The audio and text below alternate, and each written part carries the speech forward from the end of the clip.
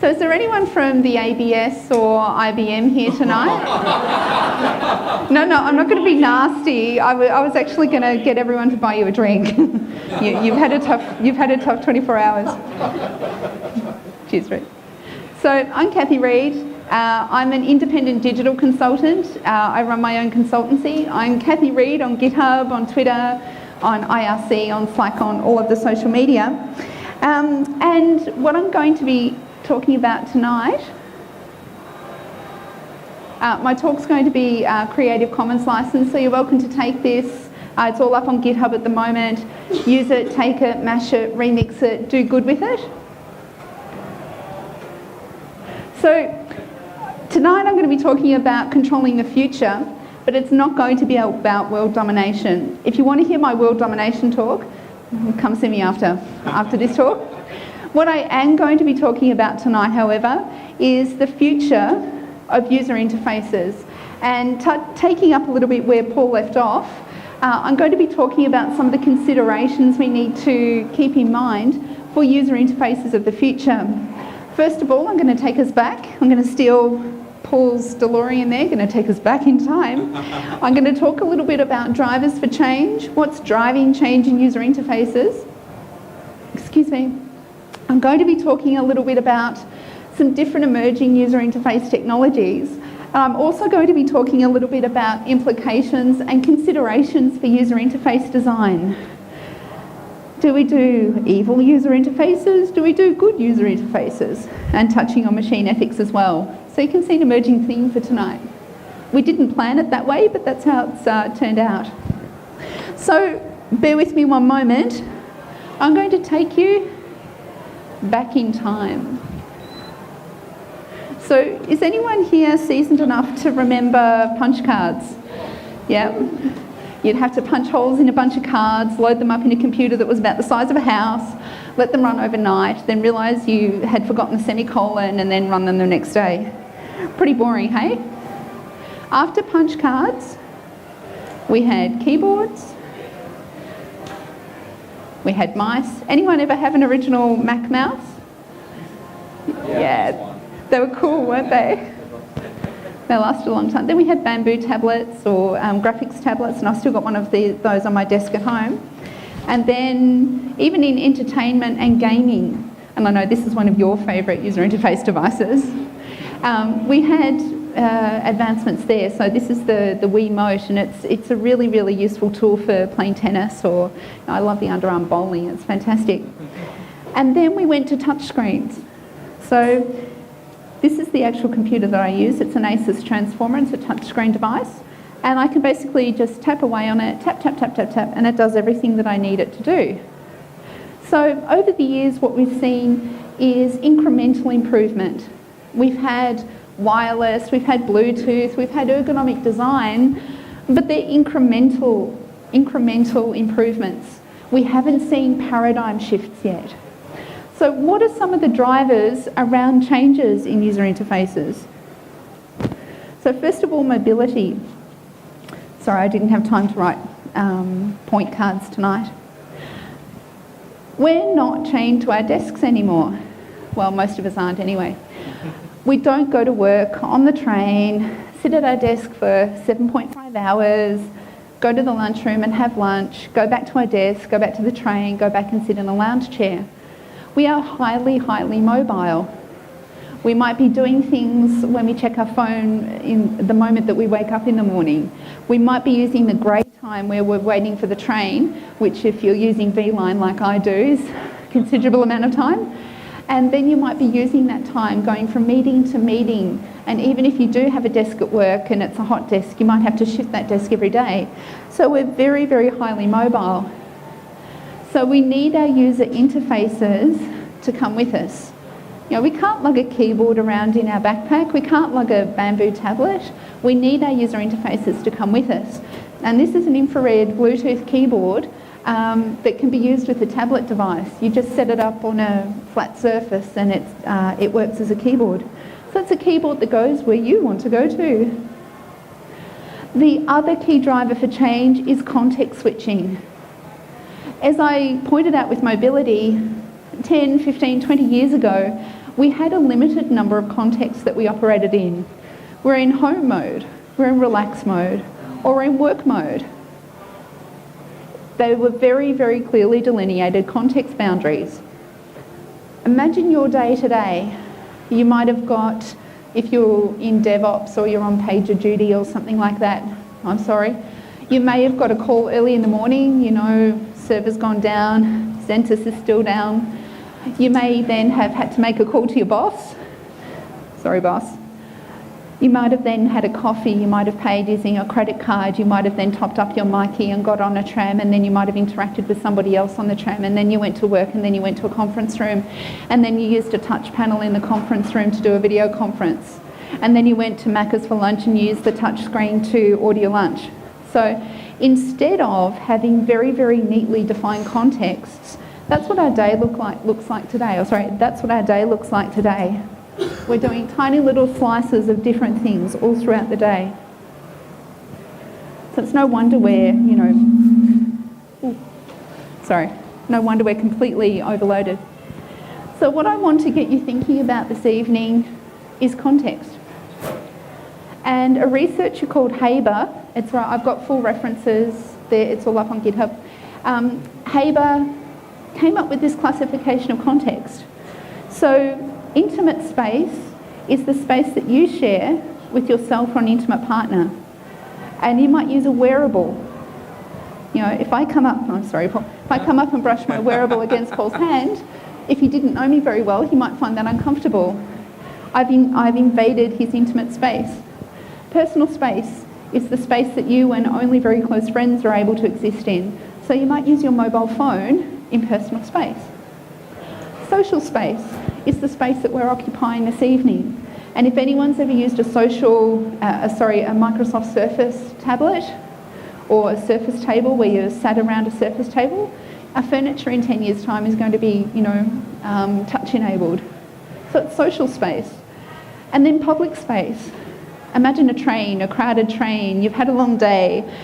You've got on the Melbourne to Geelong train for your hour and 20-minute trip home on the quiet carriage. And then somebody's phone rings. Hi, Mum, how you doing? Somebody's just invaded public space with a user interface that should only be used in personal space. So the user interface has to match the context. I'm sorry, that's a boring bullet list. I ran out of time to do something nice with it. So the third driver for change is interfaces everywhere. We've heard the term ubiquitous computing, but it's a really inaccessible term. I like interfaces everywhere. So interfaces exist in a landscape with other interfaces. They don't exist in isolation. So for instance, and I know Andy Gelmay was here from LifeX before, our buildings now have interfaces in them. We have smart light bulbs. Very soon we'll have implantable contact lenses. We have windows that are touch screens. We even have cars that have not one but 6 different interfaces inside them. So that's the Tesla Model S. I'd love to have one of those when, I don't need to drive it anymore and when it won't kill me. So we have interfaces all around us. We have this landscape, this environment of interfaces all around us. So that's our drivers for change. So what I'd like to do now is talk a little bit about some of the emerging technologies in this space. So one of the biggest areas that you may have seen changes in user interface design is in speech recognition and conversational UIs. Now, one of the questions you might have is, come on, this was in Star Trek in the 1960s, I already have my personal communicator, we already have sliding doors, and thank goodness elastane pants haven't taken off. But what's held back speech recognition? Well, can anyone tell me how many words there are in the English language? Heaps.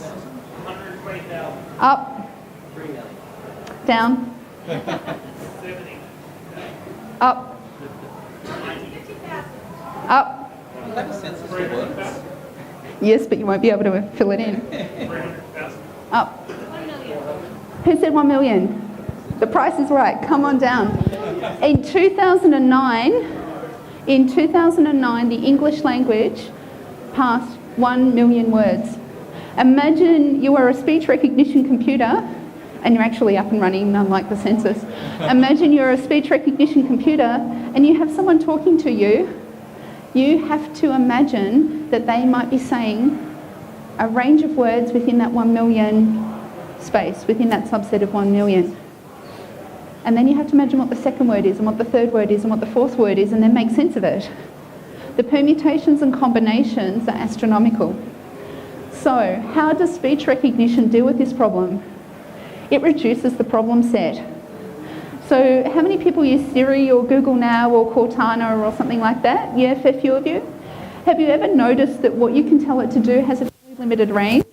You know, okay Google, add chocolate to my shopping list. Okay Google, you know, remember to wear my pants in the morning, that sort of thing. Actually, I shouldn't have shared that with you. I'm slightly more adulty than that. So what it's doing is reducing the problem set. It's expecting to hear one of a subset of commands or imperatives. So as computing power has increased, it's got a little bit better at doing that. Where we're also seeing some incredible advances in speech recognition and voice control is in toys and entertainment. Has anyone seen the Cognitoys Dino? The little toy dinosaur that you can talk to? Does anyone want to see one? Yeah? Does anyone actually have a Phillips head screwdriver so I can put the batteries in and make it work for you? No?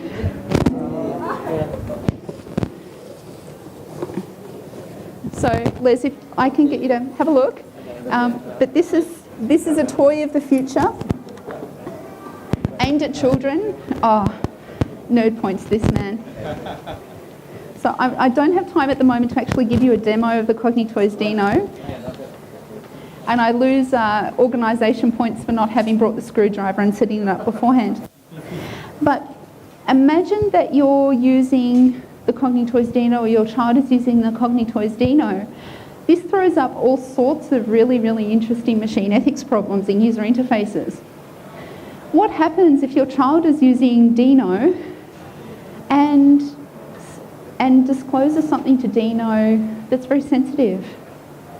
What if your child is being abused and your child tells the toy, what liability, what responsibility, what moral compass does the platform owner have to have? Imagine you're the government, maybe an evil government, maybe a neutral government. Oh, goodness gracious, imagine America next year. Imagine that the platform owner is able to release this data to the government. How will this data be used? How will your speech be used? Can we trust how it's being kept? What if it asks for your name and address? So something to consider there. One of the other things, and this is hard drives being mirrored, yeah, it's really trying to symbolise technology all around us. One of the other pieces of research that's starting to come out now is that as humans, we prefer female voices in speech AI, in speech and conversational UI, and I've got all my academic references after the slide. But will having conversational UIs with female voices, predominantly female voices, continue to inculcate in society a perception that women are to serve rather than to be served? So it's just something to consider with speech recognition and speech UI. And what happens if you have a speech impediment? What happens if you have a stroke?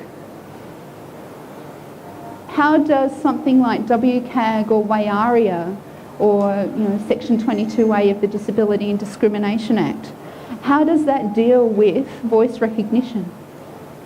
Because we should be building systems that are for all humankind, not just a privileged subset. So I'll leave you to ponder those philosophical questions. Now I'm going to move to gesture control and other natural user interfaces. So everyone's seen Minority Report, where you've got Tom Cruise doing this business on the screen and it responds and he does this and it looks awesome and you go, where on earth can I buy one of those? Well, we're getting pretty close. It's a lot closer than you think. It's not 10,000 years away. This is something called Leap Motion, and this uses a range of technology to sense motion in 3D. So with Leap Motion, you're able to do things like throw balls in 3D, catch balls, you're able to use gestures like hi, you're able to manipulate virtual objects. And it uses this using a range of technologies like depth sensing cameras and UI infrared fields and breaking up infrared fields. So pretty cool technology. This is really, really exciting. This is Project Solly from Google. And so with Leap Motion, you had macro gestures. Here, catch the ball, or here, swipe this document here. Project Solly goes down from the macro to the micro, and what it seeks to do is to control devices with micro gestures. So turn up my volume, or turn this off, or rotate, or shuffle. So it's generating an interaction language of micro gestures. One of the other really interesting technologies in the gesture control and natural user interface piece is by an Australian company called NinjaBlocks. Now, this company isn't around anymore, formed in about 2012 and ran its life cycle and ended. But this little device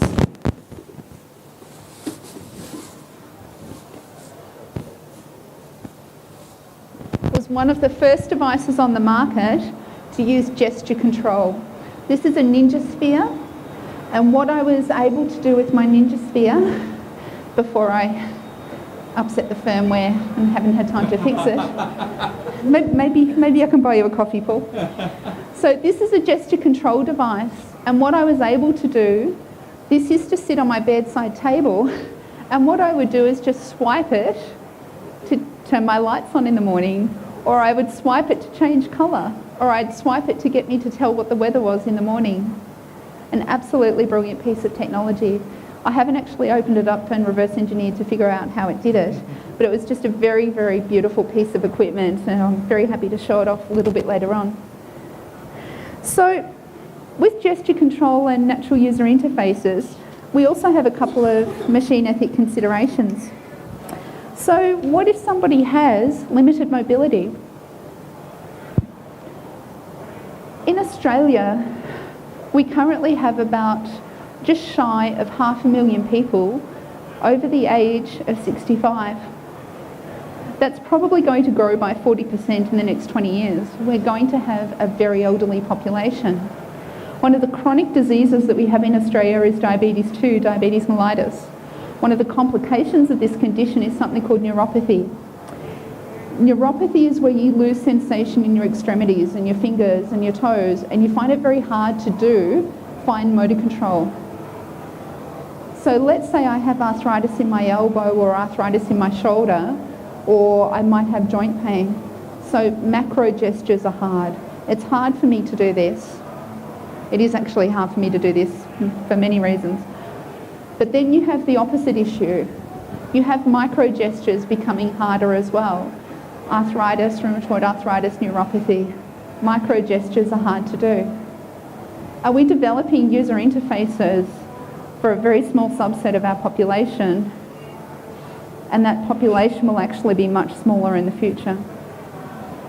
So as UI designers, as UX designers, and I'm assuming you're all very moral, very good people, because that's the sort of crowd that BuzzConf is, we need to think about this. We need to think about the user interfaces we're building. Are natural user interfaces natural after all?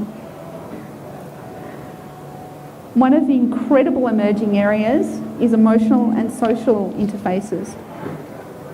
So what we're seeing here are neural inputs. We're seeing emotions and facial recognition used as user interfaces.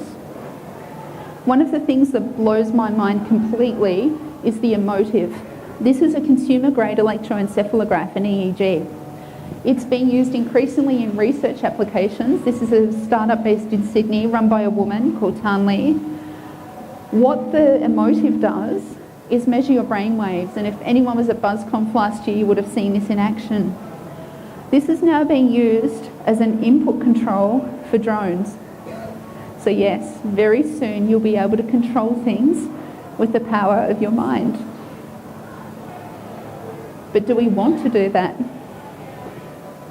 Emotive is a for-profit platform. And just as I had issues with my child using a voice control device, do I want a for-profit platform knowing what I think? Another interesting point. This is Affectiva. This is an emotional user interface. What Affectiva does, Affectiva is a startup from MIT, also run by a woman. What Affectiva does is recognise your emotion. Cranky, ragey, happy.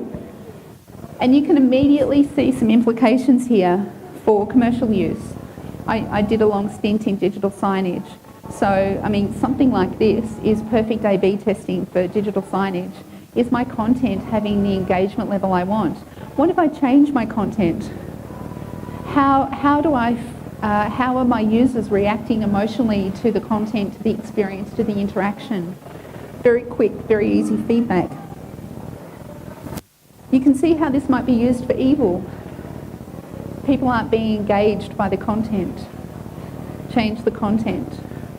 You know, you can see how this could be used in real time with social media to change responses to brands or products. And if you're more altruistic, if you're a little bit more altruistically inclined, what Affectiva could do, coupled with Paul's very low-cost education problem, is start to pick up students who are at risk of dropping out, who are at risk of non-matriculation or non-completion of their courses. Figure out who in the room is engaged. As a speaker, I know intrinsically who's engaged in the room and who's not engaged in the room. And I measure the temperature of the audience. Affectiva can do that for me. And it could give me suggestions on, you're losing the room, do something different, you know, shake it up a bit. So something to consider there. Yes. So the other major issue that we need to solve is how we design user interfaces for everyone. So we need to be mindful of digital inclusion and the digital divide. We already have a massive digital divide between the digital haves and the digital have-nots. We need to think carefully about who's being advantaged and who's being disadvantaged. It's called human-computer interaction. It's not called English-speaking, rich, able-bodied, young computer interaction. So our social policymakers will need to step in where there isn't a commercial imperative to do so. So in conclusion, I've covered some of the major drivers for UI paradigm changes, and we've looked a little bit at speech recognition, natural user interfaces, and we've looked at emotional UIs and gesture control. But like any advances in technology, we need to carefully consider these implications or the implications of this technology. How we harness these technologies will shape the future. Use your control wisely. Thank you very much.